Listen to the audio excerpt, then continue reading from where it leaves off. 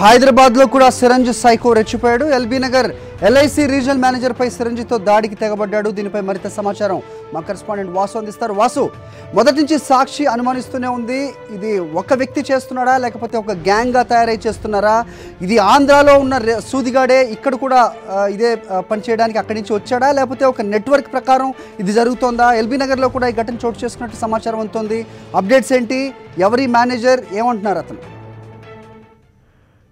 ఇప్పటి వరకు కూడా ఆంధ్రప్రదేశ్ ఉభయ గోదావరి జిల్లాలను కూడా తీవ్ర భయాందోళనకు గురి చేసినటువంటి సైకో సూదిగాడు ప్రస్తుతం తెలంగాణలో ఉన్నటువంటి హైదరాబాద్ తో పాటు సరౌండింగ్ జిల్లాల్లో కూడా ఈ నల్లగొండలో కూడా ఒక ఇన్సిడెంట్ చోటు చేసుకుంది. ఈ రోజు దీనికి సంబంధించి మొత్తం ఇప్పటి వరకు తెలంగాణలో కూడా 3 ఇన్సిడెంట్లు చోటు చేసుకున్న నేపథ్యంలో కూడా తీవ్ర తెలంగాణ జిల్లాల వ్యాప్తంగా కూడా భయాందోళన వ్యక్తమవుతుంది. అసలు సైకో సూది ఒక్కడేనా లేకపోతే ఒక టీమ్ గా వీళ్ళు ఏమైనా వర్క్ చేస్తున్నారా? ఎందుకోసం ఈ ఇంజక్షన్ ను జనాలకు అంటే ఎలాంటి సంబంధం లేని వ్యక్తులు, ఎలాంటి కక్ష, మామూలు స్కూల్ విద్యార్థుల నుంచి మొదలు పెడితే రైతులను ఒక బస్సులో ప్రయాణిస్తున్నటువంటి ఎల్ఐసి రీజనల్ మేనేజర్ స్వామి నాయక్ అనే వ్యక్తిని యాచారం నాంపల్లి నుంచి కూడా యాచారం వెళ్తున్న బస్సులో ఎల్బీఆర్ దగ్గరలో ఉండగానే అతని బస్సులోనే అందరు చూస్తుండగానే సైకో అతని వెనక భాగం బీపులో కూడా సూచితో దాడి చేసి బస్సు దిగి పారిపోవడం జరిగింది. అతను ఇమీడియట్లీ ఆ బస్సు దిగి పక్కన ఉన్న ప్రైవేట్ ఆసుపత్రిలో ప్రస్తుతం ఆ చికిత్స పొందుతున్నటువంటి పరిస్థితి.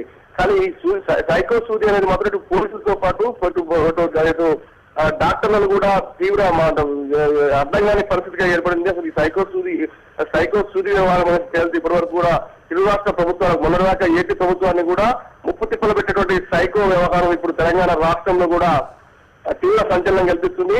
కానీ మనం చూసినట్టయితే రీసెంట్ గా ఆ కుషాయి కూడా మీడియా కూడా సంబంధించినటువంటి రమ్య అనే స్కూల్ విద్యార్థిని ఇంటి నుంచి స్కూల్ వెళ్తున్న నేపథ్యంలో ఇద్దరు బైక్ వేసినటువంటి వ్యక్తులు ఇంజక్షన్ చేయడం జరిగింది. తర్వాత ఈ రోజు కంటే ఎల్ఐసి రీజనల్ మేనేజర్ స్వామి నాయక్, మరి నల్గొండ జిల్లా చూసినట్టయితే వీరయ్య. ఈ ఇన్సిడెంట్ వారం రోజుల పరిధిలో కూడా హైదరాబాద్ ప్రాంతాలకు సంబంధించిన 3 ఇన్సిడెంట్లు చోటు చేసుకున్నాయి. కానీ మొత్తం మీద ఎక్కడ కూడా సైకో చిన్న సమాచారం కానీ పోలీసులు రావడం లేకపోతే